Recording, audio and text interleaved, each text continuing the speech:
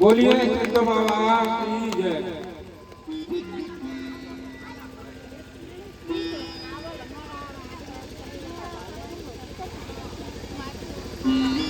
और अभी ये स्वागत सम्मान कर रहे 551 रुपए से राजा राम यादव जी चेतापुरा वाले, इनके स्वागत में एक बार जोरदार तालियां बजाइए।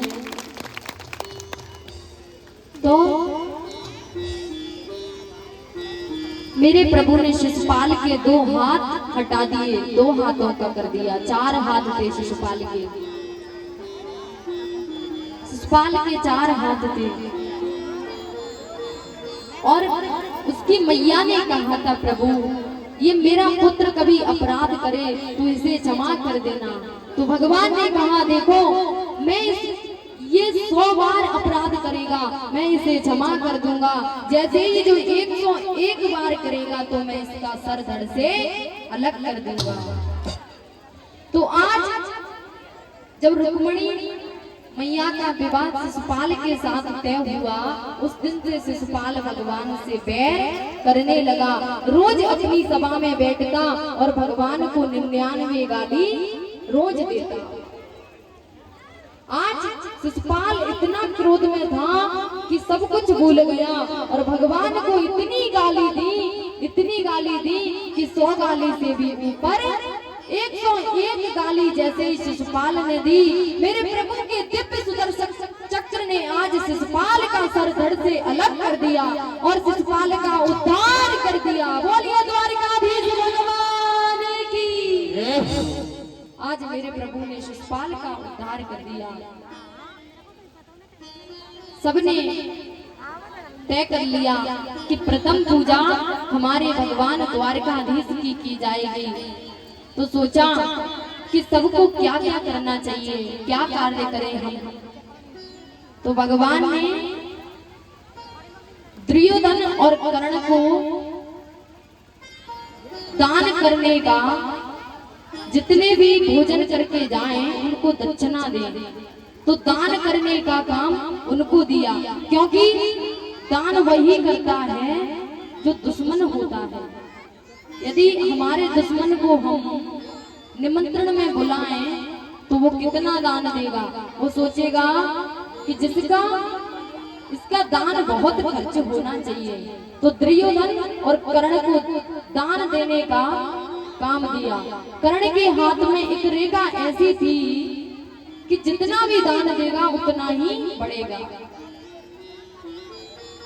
दुर्योधन दान कर रहा है, मैया रुक्मिणी को भोजन परोसने बनाने का काम सौंपा और भीमसेन को भोजन खिलाने का। भोजन परस रहे हैं भीमसेन, क्योंकि जो भोजन खाएगा वही तो भोजन कराएगा। अगर कोई एक रोटी खाएगा तो जब दोबारा परस करेगा तो पूछेगा भैया और लोगे क्या, क्योंकि वो तो 2 रोटी खाता है बेचारा। और भीमसेन जी का तो नाम है खाने में, तो भीमसेन जी किसी से पूछ नहीं सकते कि तुम्हें और चाहिए क्या, इसीलिए भोजन परोसने का काम भीमसेन को दिया है। और पता है मैया मेरे प्रभु ने क्या सेवा ली। मेरे प्रभु ने जितने भी अतिथि आए उनका द्वार पर पैर धुला करके सम्मान करें और अपने पीले फटका से, पीताम्बर से सभी के पैरों को पोंछ रहे हैं। ये सबसे बड़ा पुण्य है। मेरे प्रभु ने इस कार्य को किया और पांडवों का यज्ञ सफल करवाया। पांडवों के यज्ञ को सफल करवा करके मेरे प्रभु द्वारिका में आए। द्वारिका में मेरे प्रभु जब आए तो होली का समय आया। मेरे प्रभु ने अपनी 16,108 रानियों के साथ में होली खेली।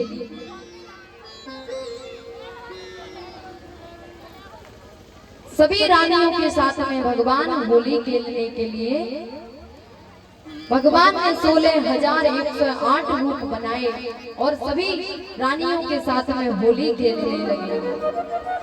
बड़ा द्वारिका में सुंदर उत्सव मना जा रहा है। सभी रानियों के साथ में प्रभु होली खेल रहे हैं। आइए हम सब भी मिलकर के भगवान के साथ में इस सुंदर भाव का आनंद लेंगे।